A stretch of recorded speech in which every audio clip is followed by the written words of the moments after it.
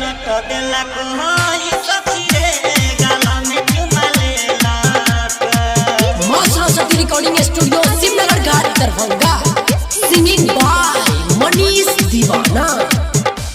500 के नट देला को ई सखी रे गाला में चुमा लेला 500 के नट देला को ई सखी रे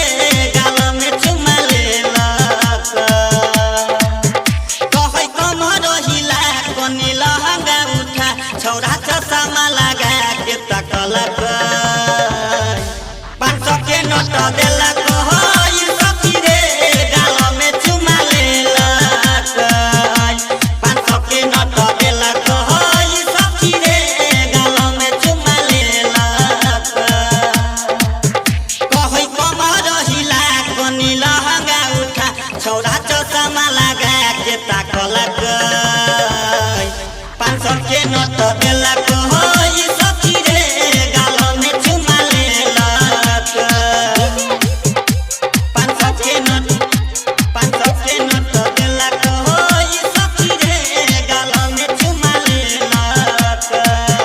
खाली हमारे ढोरी पर ताकै छै 10-20 के नोट दके जाचै छै 10-20 के नोट दके जाचै छै खाली हमारे ढोरी पर ताकै छै 10-20 के नोट दके जाचै छै ई स्टेज पर आके छौरा सखी सीटी खाली बजाबै छै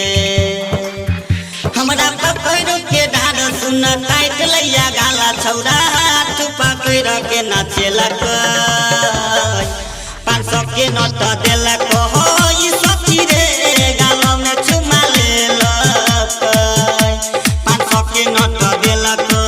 ई सखी रे गाल में चुमा लेलक का कोई सखी 500 के नोट देलक ई सखी रे गाल में चुमा लेलक देख चढ़ल जवानी हमर पागल छै मजा मारे खातिर पीछा लागल छै मजा मारे खातिर पीछा लागल देख